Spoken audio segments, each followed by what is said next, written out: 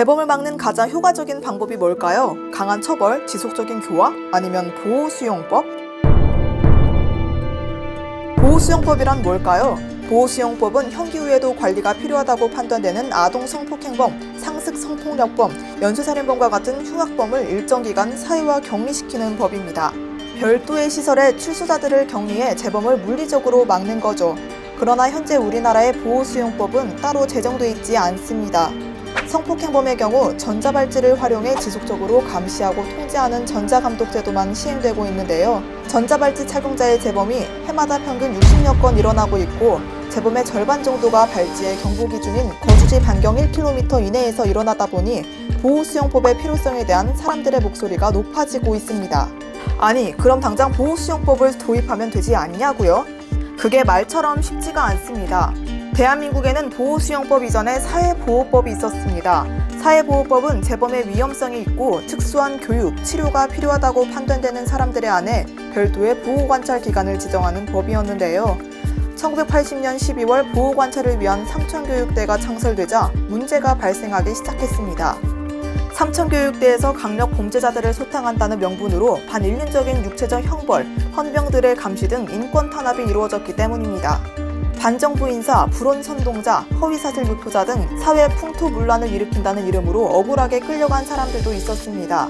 죄목이야 지어내기 나름이었으니까요.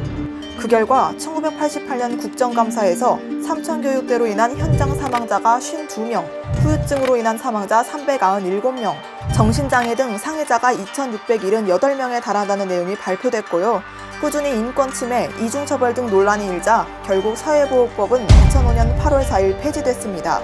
즉 보호수용법도 사회보호법과 같은 맥락의 법이기 때문에 인권침해, 이중처벌 같은 논란에서 자유로울 수 없는 것입니다. 보호수용법의 부작용에 대한 비판은 현재까지도 이어지고 있습니다. 이미 처벌을 받은 출소자들의 자유를 다시 빼앗는 것은 이중처벌 금지의 원칙에 어긋난다는 의견도 있고요. 보호관찰 과정이 인간 존엄성을 훼손한다는 의견도 있습니다. 또 출소자들의 정상적인 사회복귀를 막아 오히려 재범 확률을 높일 수 있다는 주장도 있습니다. 그리고 보호수용법을 적용할 출소자들을 선정하는 기준이 객관적이지 못하다는 비판도 있죠. 그러나 이런 비판에도 보호수용법을 적극 활용하고 있는 국가들도 있습니다.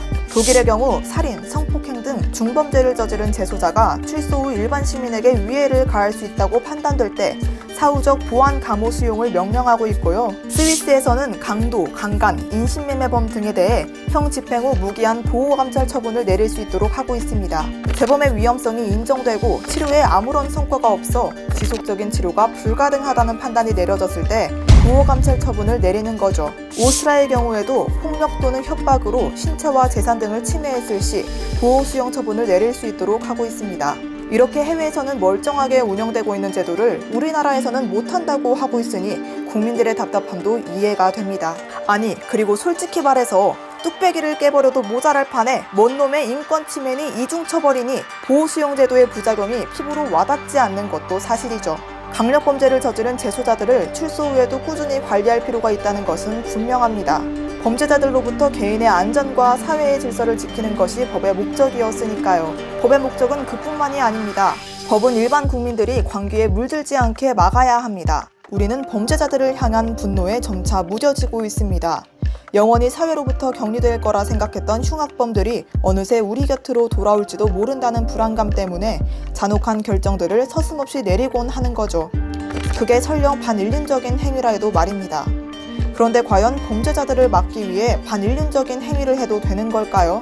적법한 규정을 갖춘 보호수용법을 통해 흉악범들을 관리할 수 있다면 선량한 사람들의 광기와 제2, 제3의 피해자들을 어느 정도 막을 수 있을지도 모르겠습니다. 철학자 니체가 말했듯 괴물을 잡기 위해 괴물이 되어서는 안 되니까요.